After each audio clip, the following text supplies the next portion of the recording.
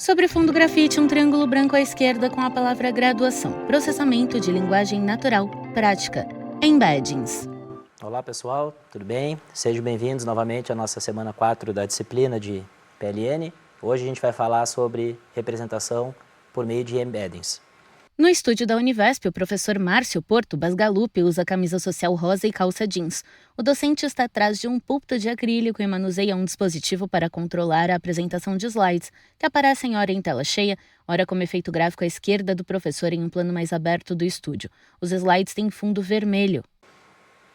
Bom, inicialmente a gente vai fazer uma introdução explicando para vocês as vantagens que a gente tem de utilizar essa representação dos nossos textos, né? E vamos falar um pouquinho sobre dois algoritmos diferentes para poder fazer esse tipo de representação, que é o Word2Vec e o Doc2Vec, né? No primeiro slide, os tópicos lidos pelo professor. 1. Introdução. 2. Word2Vec. 3. Doc2Vec. O Word2Vec quando a gente trabalha com Word Embeddings, né? E o Doc quando a gente utiliza um pouco desse conceito para fazer a representação de um documento por inteiro, né? Em vez de utilizar para representar palavras, né? Em novo slide, o título Introdução e as informações. O conceito de embeddings se refere a uma representação em um espaço vetorial contínuo de menor dimensionalidade aprendida, ou gerada a partir de uma representação de maior dimensionalidade.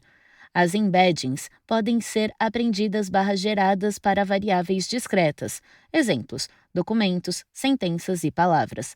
Ao gerar uma representação de menor dimensionalidade, deve-se tentar preservar as características do espaço de maior dimensionalidade.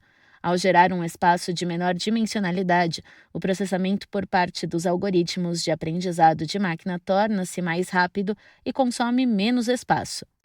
Então, esse conceito que a gente tem de embeddings, né, ele se refere a uma representação de um espaço vetorial contínuo. Essa aqui é a primeira importância, primeira vantagem que a gente tem de utilizar essa forma de representação, como a gente já viu com representação one-hot ou bag of words, por exemplo.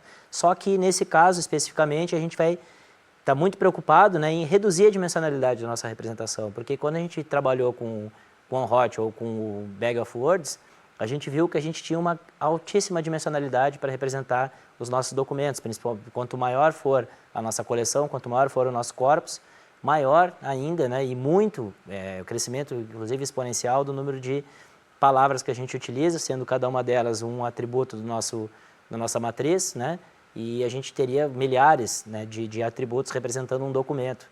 E fora a questão de ser tudo representações esparsas, matrizes esparsas, porque para cada documento a maioria dos atributos ia ter o valor igual a zero, né? Então isso é um problema bem complicado, né? E a gente trabalha com embeddings justamente, a principal vantagem é resolver esse tipo de problema, né? Além, claro, da gente trabalhar com essa representação numérica, né? Que nos facilita para fazer cálculos e etc., como a gente já viu, de similaridades e aplicar algoritmos de aprendizado de máquina, né?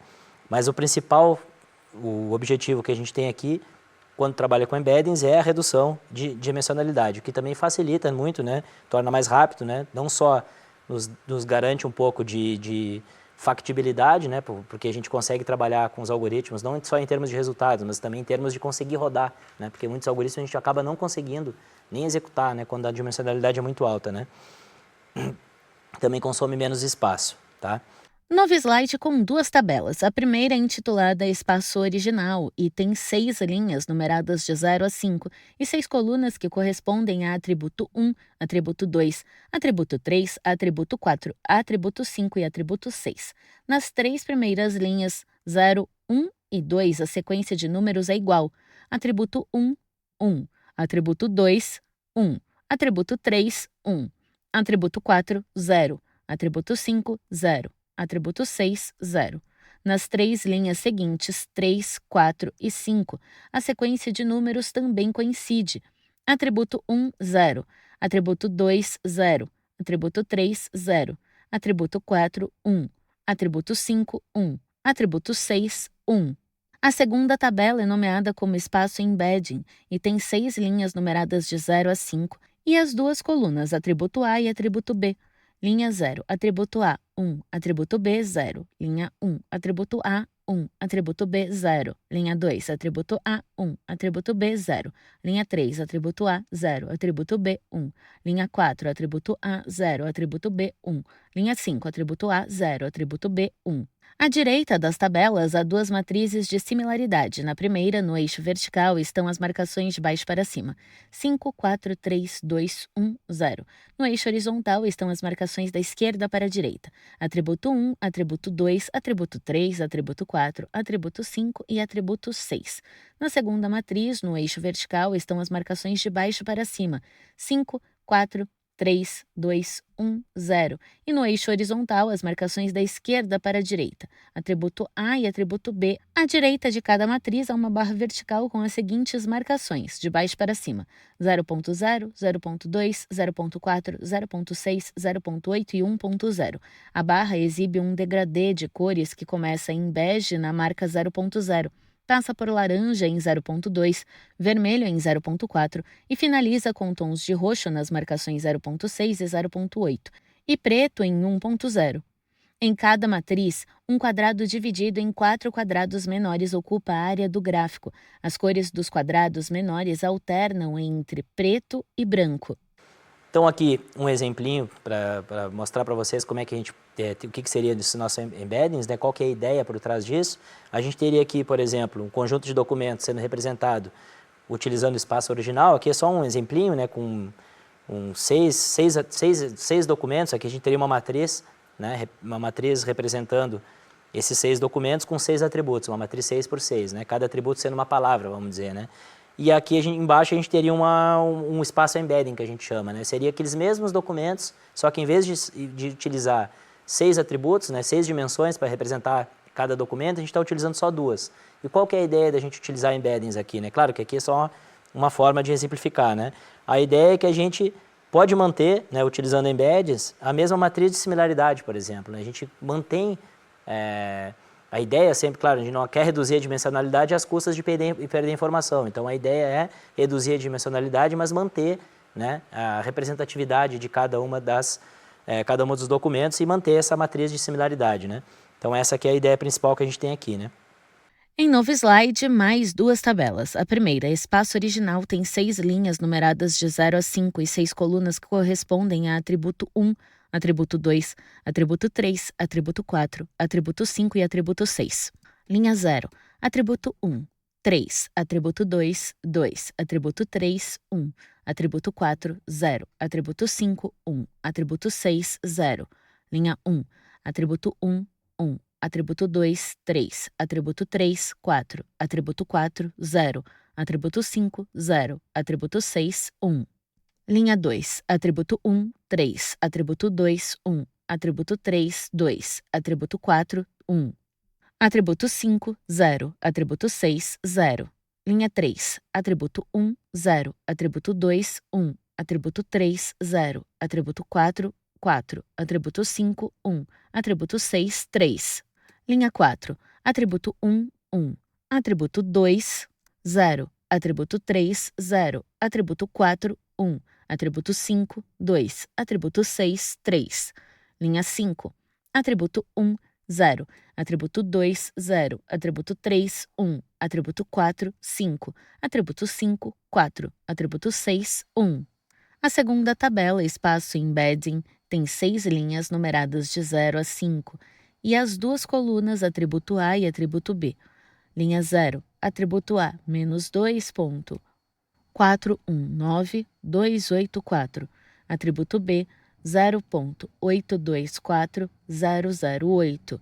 Linha 1, atributo A, menos 3.188673. Atributo B, menos 1.697054.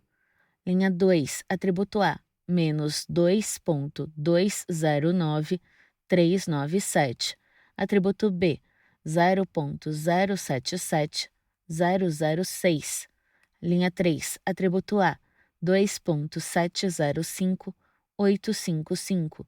Atributo B, 0.294023. Linha 4, atributo A, 1.105915. Atributo B, 2.087878. Linha 5. Atributo A, 4.005585. Atributo B, menos 1.585861. À direita das tabelas estão duas matrizes de similaridade. As duas são compostas por um eixo vertical com as marcações de baixo para cima, 5, 4, 3, 2, 1 e 0. E no eixo horizontal as marcações da esquerda para a direita, 0, 1, 2, 3, 4 e 5. À direita da primeira matriz, há uma barra vertical com as marcações de baixo para cima, 0.2, 0.3, 0.4, 0.6, 0.7, 0.8, 0.9 e 1.0. A barra exibe um degradê de cores que começa em bege na marca 0.2, passa por laranja em 0.3 e 0.4, tons de vermelho em 0.5 e 0.6 e finaliza com tons de roxo nas marcações 0.7 e 0.8, em preto em 0.9 e 1.0. À direita do segundo gráfico há uma barra vertical graduada nas seguintes marcações de baixo para cima: menos 0.75, menos 0.50, menos 0.25, 0.00, 0.25, 0.50, 0.75, 1.00. A barra exibe um degradê de cores que começa em bege na marca menos 0.75, passa por laranja em menos 0.50 e menos 0.25, em vermelho em 0.00 e finaliza com tons de roxo nas marcações 0.25, 0.50 e em preto em 0.75 e 1.00. Em cada matriz, há um quadrado dividido em 4 quadrados menores que ocupa todo o gráfico. As cores de fundo dos quadrados menores alternam entre bege e preto. Dentro dos quadrados menores, há uma divisão entre 9 quadrados. Nos quadrados de fundo preto, os 9 quadrados são preenchidos por tons de vermelho e roxo. Nos quadrados de fundo bege, os 9 quadrados são preenchidos por tons de laranja e vermelho. Na primeira matriz, os tons dos quadrados são mais claros e na segunda, os tons mais escuros. À direita das matrizes, a informação correlação de Pearson. Entre as duas matrizes é 0,9575.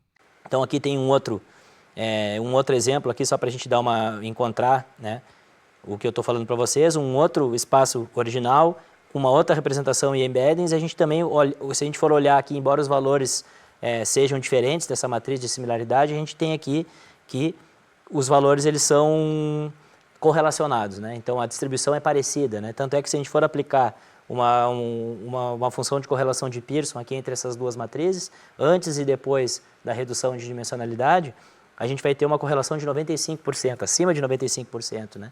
O que nos dá um indicativo aí de que, bom, a gente está reduzindo a dimensionalidade. Por quê? Porque a gente não precisa de todos esses atributos para poder representar o que a gente quer, para poder encontrar os padrões, né, que a gente está querendo encontrar aqui nos nossos dados, tá? No slide, o título, embeddings e as informações. O uso de embeddings, além de ser particularmente útil para reduzir o número de dimensões, também possui uma série de outros efeitos interessantes, de acordo com o tipo de dado que estão representando. Representar grafos no espaço vetorial permite utilizar qualquer algoritmo baseado no modelo espaço vetorial. Abaixo uma imagem com o input, à esquerda representado por uma rede complexa de pontos coloridos conectados por linhas que formam uma espécie de teia. As cores dos pontos variam de acordo com a localização deles na rede. Na ponta esquerda, os pontos são roxos e verdes, no centro são vermelhos e na ponta direita são azuis. À direita do input está o output, que representa um gráfico de dispersão. No eixo vertical, as seguintes marcações de baixo para cima: menos 1.8, menos 1.6, menos 1.4, menos 1.2, menos 1.0, menos 0.8 e menos 0.6. No eixo horizontal, as marcações da esquerda para a direita: menos 1.0, menos 0.5, 0.0, 0.5, 1.0, 1.5, 2.0 e 2.5. No gráfico, há pontos coloridos que correspondem aos pontos da rede input, aproximadamente entre menos 1.0 e menos 0.5 no eixo horizontal e menos 1.2 e menos 0.6 no eixo vertical. A aglomeração de pontos roxos. Entre menos 0.5 e 0.0 no eixo horizontal, há alguns pontos verdes dispersos pelo gráfico. entre 0,5 e 1,5 no eixo horizontal e entre menos 1,0 e menos 0,6 no eixo vertical, a aglomeração de pontos vermelhos. Entre 1,5 e 2,5 no eixo horizontal e menos 0,8 e menos 0,6 no eixo vertical, há alguns pontos azuis dispersos.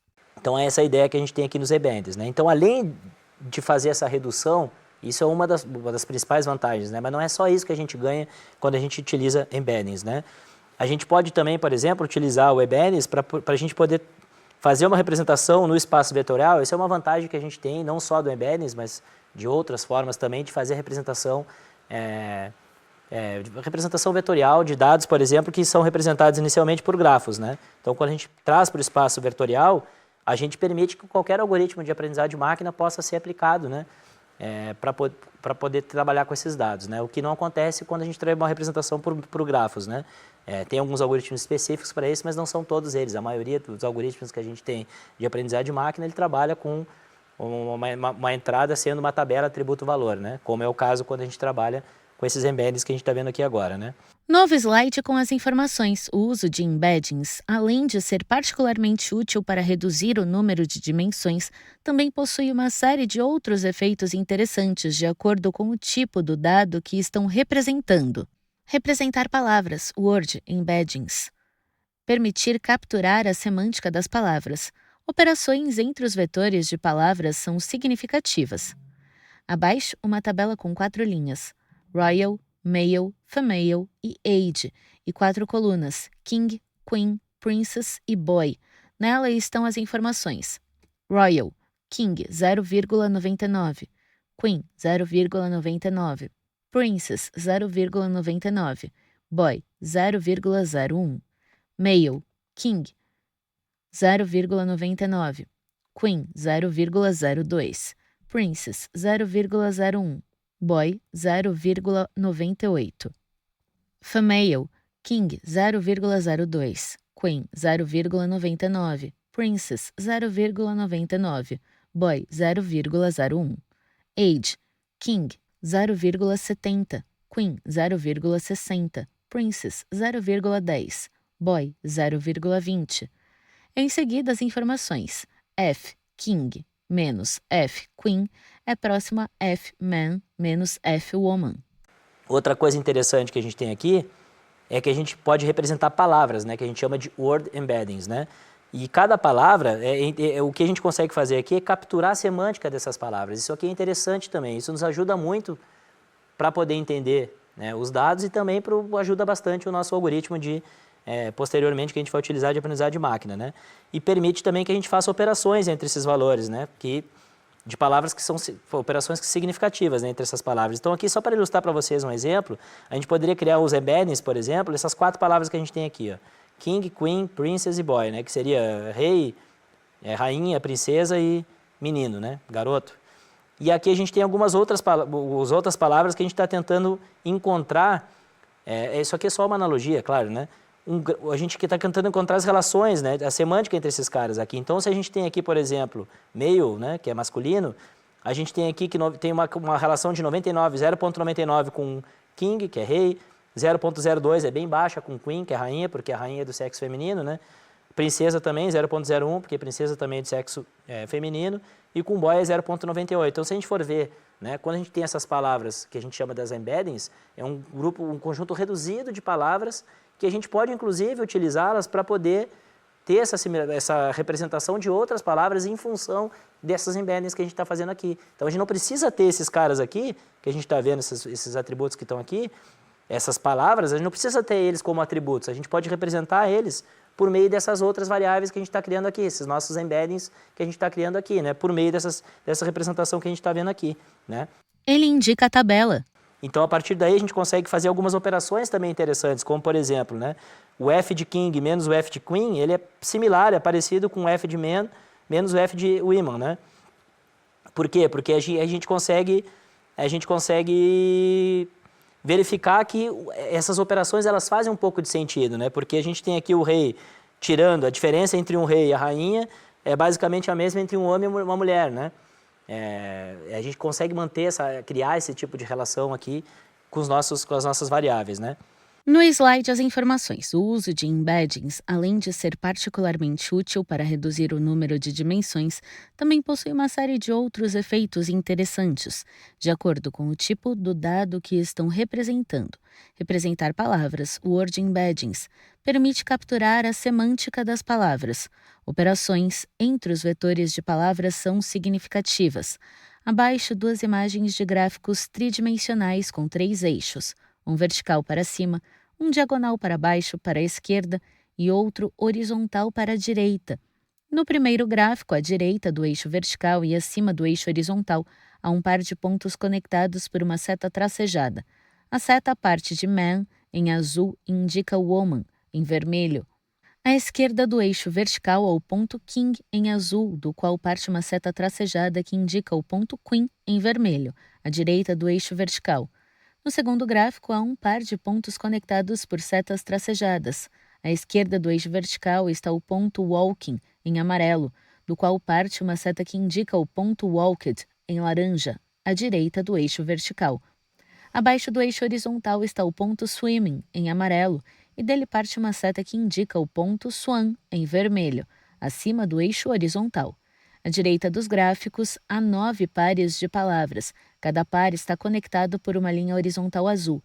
Os pares são Spain e Madrid, Italy e Rome, Germany e Berlim, Turkey e Ankara, Rússia e Moscou, Canadá e Ottawa, Japan e Tóquio, Vietnã e Hanoi, China e Beijing. O que mais que a gente tem aqui então, pessoal?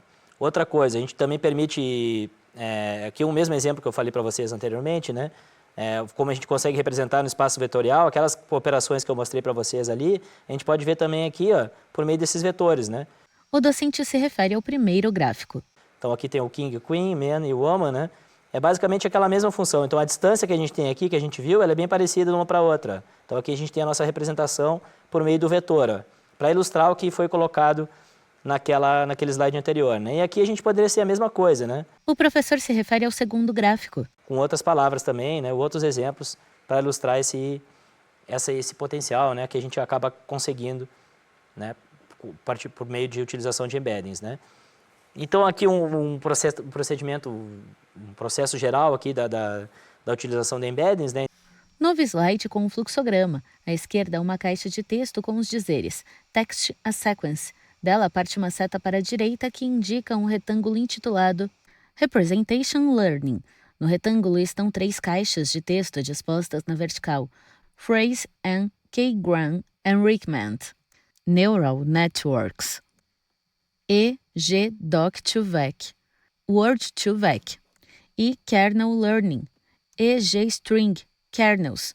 Do retângulo parte uma seta para a direita que indica a caixa de texto multidimensional Embedding, e da caixa de texto parte uma seta para a direita que aponta para um retângulo nomeado como Applications.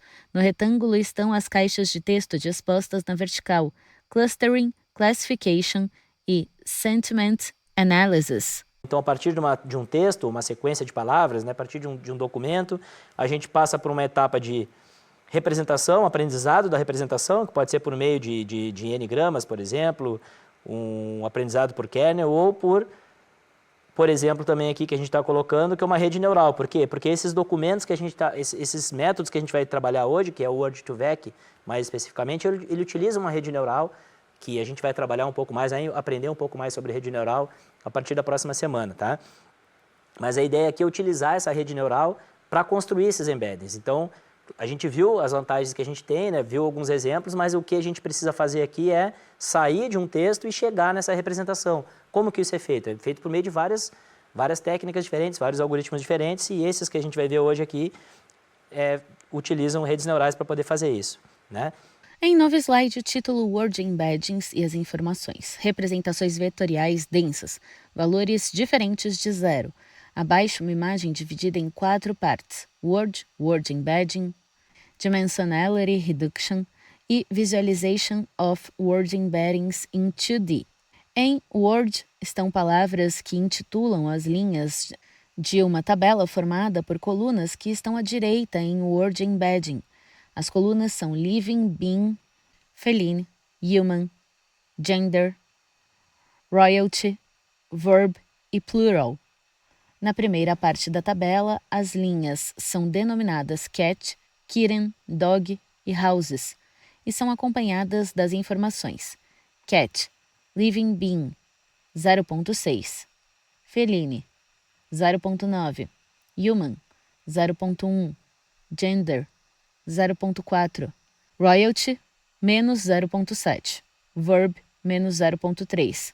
Plural, menos 0.2. Kitten, living being, 0.5.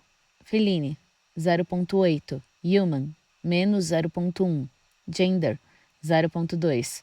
Royalty, menos 0.6. Verb, menos 0.5. Plural, menos 0.1. Dog, living being, 0.7. Feline, menos 0.1. Human, 0.4. Gender, 0.3. Royalty, menos 0.4. Verb, menos 0.1. Plural, menos 0.3. Houses, living being, menos 0.8. Feline, menos 0.4. Human, menos 0.5. Gender, 0.1. Royalty, menos 0.9. Verb, 0.3. Plural, 0.8. As linhas da segunda parte da tabela são intituladas Man, Woman, King e Queen e acompanhadas das informações. Man, living being, 0.6. Feline, menos 0.2. Human, 0.8. Gender, 0.9. Royalty, menos 0.1. Verb, menos 0.9. Plural, menos 0.7. Woman, living being, 0.7. Feline, 0.3. Human, 0.9. Gender, menos 0.7. Royalty, 0.1. Verb, menos 0.5. Plural, menos 0.4. King, living being, 0.5. Feline, menos 0.4. Human, 0.7. Gender, 0.8. Royalty, 0.9. Verb, menos 0.7. Plural, menos 0.6. Queen, living being, 0.8. Feline, menos 0.1. Human, 0.8. Gender, menos 0.9. Royalty, 0.8. Verb, menos 0.5. Plural, menos 0.9. De cada parte da tabela, parte uma seta preta denominada Dimensionality Reduction of Words Embeddings from 7D to 2D. Cada seta aponta para um quadrado à direita, os quais representam Visualization of Word Embeddings in 2D. Dentro do quadrado, que corresponde à primeira parte da tabela, há 4 pontos coloridos, um ponto azul no canto inferior esquerdo que representa dog, um ponto vermelho e um ponto verde próximos ao centro que indicam cat e kitten, respectivamente, e no canto superior direito um ponto cinza que representa houses. Dentro do quadrado que corresponde à segunda parte da tabela, há 2 pares de pontos conectados por linhas tracejadas.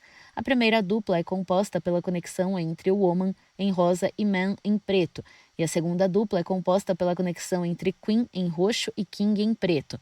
Abaixo da imagem está a informação. A dimensão é fixa, por exemplo, 300. Então, mais algumas explicações aqui, né, algumas vantagens que a gente tem quando a gente trabalha com Word Embeddings, por exemplo. Então, a ideia é que a gente utilize as palavras, né, para poder fazer essa representação. E aí a gente tem aqui nas nossas colunas, por exemplo, que são os nossos embeddings, essas palavras que a gente está utilizando, um número bem reduzido, né, em relação a todas as palavras que a gente tem no vocabulário. E aqui a gente utiliza outras palavras, em vez de utilizar o documento inteiro, outras palavras, como que a gente representaria essas outras palavras em função das embeddings aqui, ó. Basicamente essa é a ideia, né, da representação de Word Embeddings. Então aqui a gente tem as embeddings, aqui a gente tem as palavras, ó, nas linhas, né, e a gente, claro, naturalmente a gente acaba tendo essa redução de dimensionalidade, né, porque a gente está trabalhando com várias palavras que a gente pode colocar nas linhas aqui, mas o número de dimensões vai ser só essas que a gente está usando como embeddings, né? Então acaba sendo uma dimensão fixa e a gente resolve aquele problema. A gente vai ter representações vetoriais densas, ou seja, não vai ser mais esparso como era anteriormente quando a gente trabalhava com OneHot, com um Bag of Words, né? No slide, as informações VKing mais VWoman menos VMan é próximo a VQueen. VKing menos VRoyal é próximo a VMan. VQueen menos VRoyal é próximo a VWoman. À direita, uma imagem com um gráfico no qual os eixos vertical e horizontal têm as marcações 0, 0.5 e 1. Uma seta King parte da origem do gráfico e ascende para a direita. Na ponta da seta está uma figura masculina com coroa. Uma outra seta denominada Queen parte da origem do gráfico e ascende até um ponto à direita do rei. Na ponta da seta está uma figura feminina com coroa. Abaixo de ambos, próximo ao eixo horizontal e interligados por uma seta, a origem está Man, representado por uma figura masculina sem coroa, e à direita dele, Woman, uma figura feminina sem coroa. Linhas tracejadas intituladas Royal conectam King a Man e Queen a Woman. Então aqui tem outros exemplos, né, que nem eu mencionei para vocês, né, dessas funções que a gente pode criar, né, além daquela que a gente já viu anteriormente, né, do King, do Man, da Woman e da Queen, a gente pode ver também aqui algumas outras funções que são bem parecidas, né, que a gente pode, e aqui vai ver a representação geométrica disso, né, o porquê que a gente consegue fazer essas diferenças, né, desses vetores, quando soma um vetor com o outro, quando diminui um vetor do outro, etc. Tá? Novo slide intitulado Word2Vec e nele estão as informações. A abordagem Word2Vec é uma das mais populares para a geração de Word Embeddings, utilizando redes neurais. Há duas variações da abordagem Word2Vec: Continuous Bag of Words, CBOW, Skipgram. Bom, o que é o algoritmo, então, Word2Vec? O Word2Vec é uma abordagem, é uma das mais populares para poder fazer essa geração de Word Embeddings, né? Que são os embeddings de palavras, né?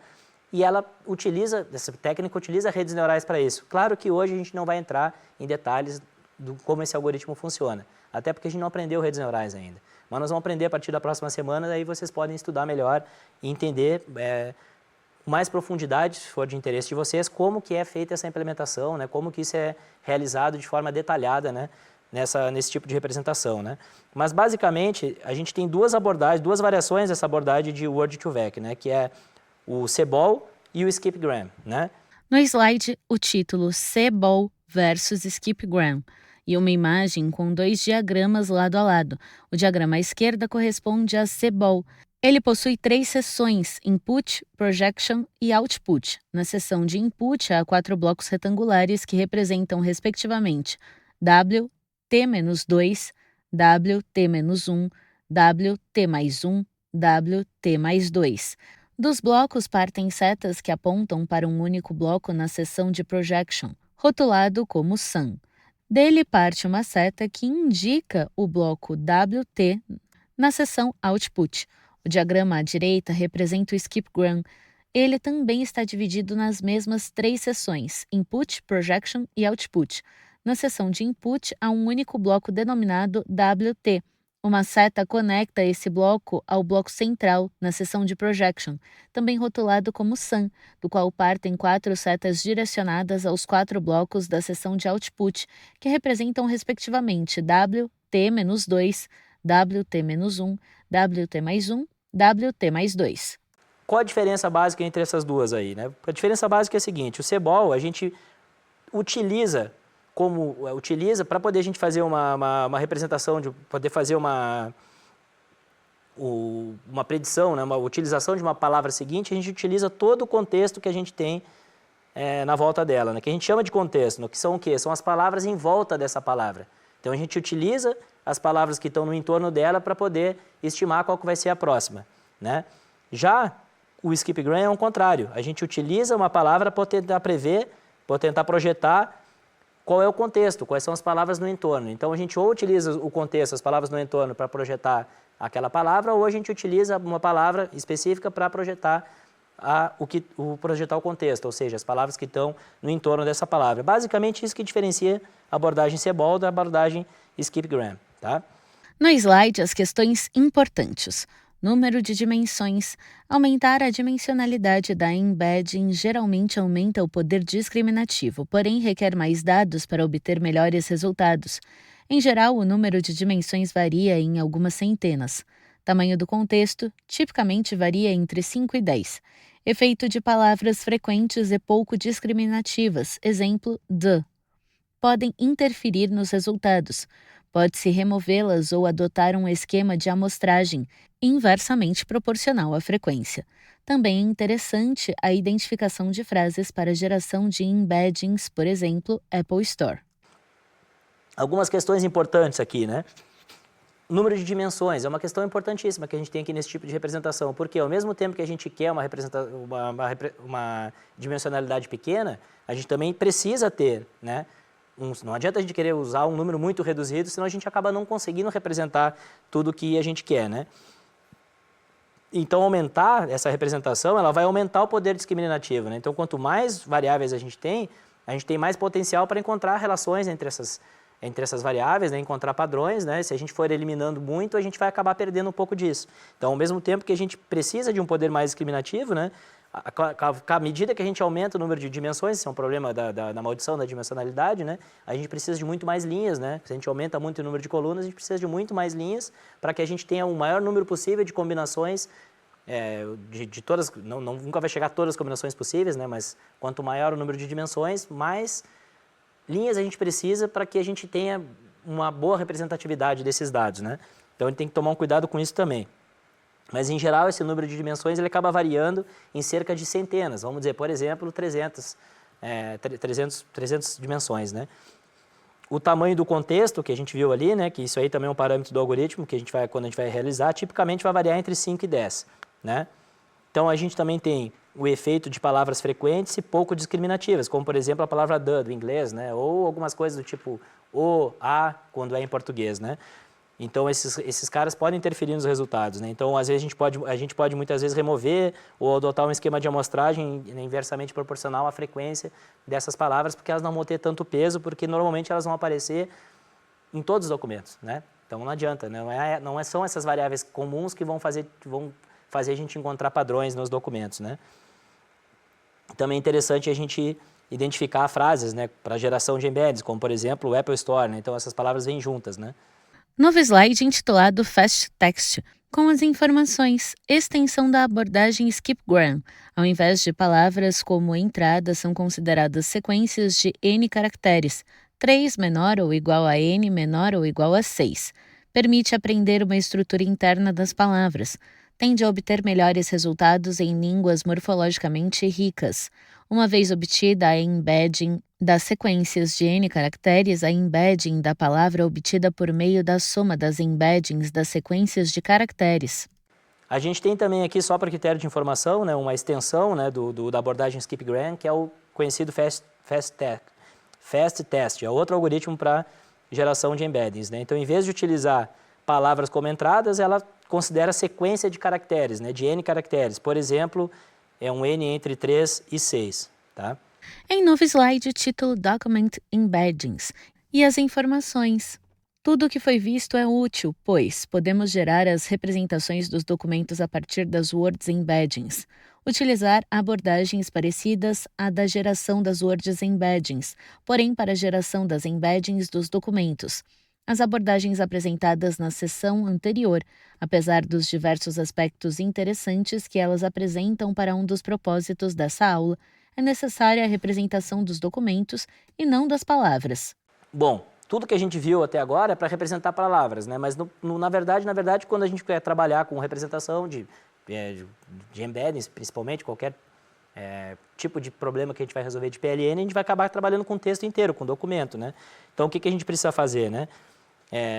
Representar o documento, não só uma palavra. Como que a gente vai pegar essas transformações e essas representações de palavras, mas encontrar uma forma de representar um documento a partir disso, né? No slide com o título Doc2Vec, as informações. A partir das Word Embeddings, pode-se obter os vetores das palavras do documento e fazer operações sobre esses vetores tais como soma, média, soma ponderada, valores mínimos ou máximos de cada dimensão. Conhecida como Paragraph Vectors ou Doc2Vec, Lee e Mikolov 2014, propõem duas abordagens para gerar embeddings de trechos de texto, como parágrafos ou documento baseadas no Word2Vec. As duas abordagens são Distributed Memory, PVDM, Distributed Bag of Words, PVDBOW. E é isso que esse Doc2Vec faz, né? É um algoritmo, então, que utiliza faz uso das Word Embeddings, né, que foram criadas para poder fazer uma representação de um documento como um todo, e não só de palavras, né? Então, aqui a gente tem uns nomes diferentes, né, também conhecido como Paragraph Vectors ou Doc2Vec, né? E ele tem duas abordagens aqui, pessoal, basicamente, né? esse cara utiliza o Word2Vec e implementa duas abordagens básicas, que é PVDM e o PVDBOL, para poder fazer essa representação, né? Novo slide com o título PVDM e as informações. São consideradas como entradas os vetores one-hot de cada parágrafo e as palavras do contexto. Portanto, a entrada do PVDM é similar ao CBOL, com a adição dos vetores one-hot dos parágrafos. Uma outra diferença em relação ao CBOL é que o objetivo é prever a próxima palavra do contexto. Abaixo, uma imagem exibe um diagrama no qual a estrutura segue os seguintes elementos de baixo para cima. Na linha inferior, cada palavra da sentença, the cat sat, está representada por um quadrado azul, todos rotulados com a letra W. À esquerda da sentença está um quadrado rotulado como D, que representa o ID da sentença. De cada quadrado parte uma seta que aponta para retângulos brancos preenchidos por 4 círculos azuis. Dos retângulos partem setas que apontam para cima e indicam um retângulo que representa a média e/ou concatenação, também preenchido por 4 círculos azuis. De média e/ou concatenação parte uma seta para cima, que aponta para o classificador, ON, que é representado por um retângulo com 3 círculos azuis e um vermelho. E eu vou mostrar de novo para vocês aqui, resumidamente, vocês já leram, já sabem, né? O PVDM, pessoal, então, ele considera como entrada os vetores one-hot, né? De cada parágrafo e das palavras do contexto. A gente pode dizer que é uma analogia, né, ao CBOL, né? Porque com a adição dessa utilização dos vetores on-hot dos parágrafos, né? E porque a entrada é similar, né? Então a ideia é justamente similar ao nosso CBOL. Em novo slide intitulado PVDBOL, as informações. No modelo PVDBOL, o objetivo é prever as palavras do contexto dado, o parágrafo como entrada. Esse modelo é análogo ao modelo Skip-Gram, utilizado na geração das Word Embeddings. Abaixo, uma imagem exibe um diagrama no qual a estrutura segue os seguintes elementos de baixo para cima. Na linha inferior, um quadrado rotulado como D representa o ID da sentença. Dele parte uma seta que aponta para cima e indica um retângulo preenchido por 4 círculos azuis. Do retângulo partem 4 setas e cada uma delas indica um retângulo. Cada retângulo representa uma palavra da sentença, the cat sat on. Todos os retângulos são preenchidos por 3 círculos azuis e um vermelho. Já o PVDBOL, ele tem como objetivo prever as palavras do contexto dado o parágrafo de entrada, certo? Então a gente teria essa outra abordagem que está aqui, né? E aí a gente também pode fazer essa analogia ao Skip-Gram, né? Do Word2Vec. Então, só para ter essa ideia, né? Dessas analogias que a gente pode fazer com o Word2Vec em relação ao Word Embeddings, tá? Então a gente consegue fazer essas representações, utilizar os Word Embeddings para representar o documento por completo, né? E existem outras abordagens também, né? Aqui são 2 exemplos que a gente está vendo aqui. Tá bom, pessoal? No slide intitulado Prática, as informações.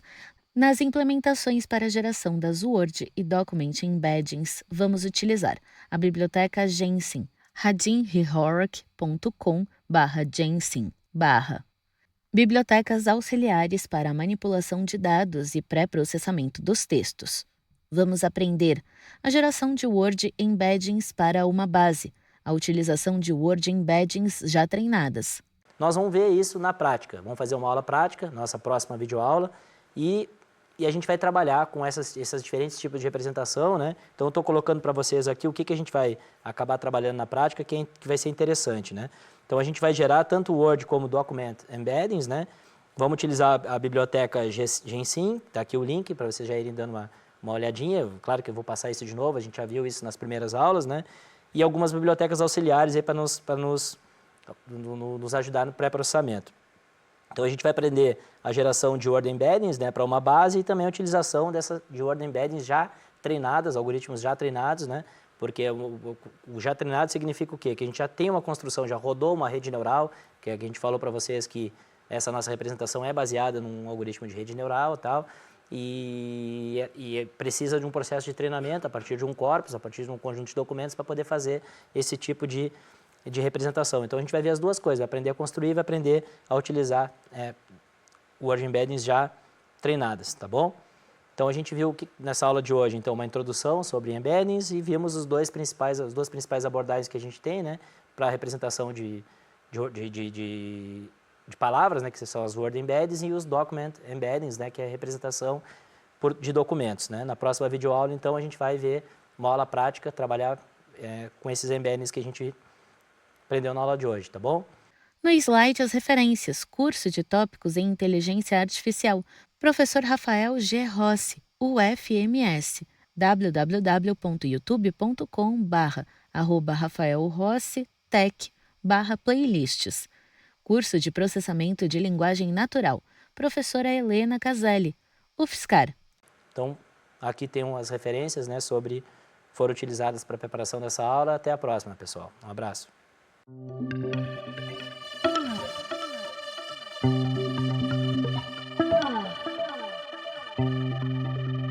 Sobre fundo branco, 2 retângulos vinho e cinza alternam-se nas laterais. No centro da tela, os créditos em letras pretas. Governo do Estado de São Paulo, Secretaria de Ciência, Tecnologia e Inovação. Universidade Virtual do Estado de São Paulo, Univesp. Presidente Marcos Borges, diretora acadêmica Simone Telles. Audiodescrição, Núcleo de Acessibilidade Fluctis. Roteiro Samara Oda, revisão Marina Bragiato. Consultoria Sidney Tobias, gravação Leandro Ribeiro. Narração Thaís Lenk.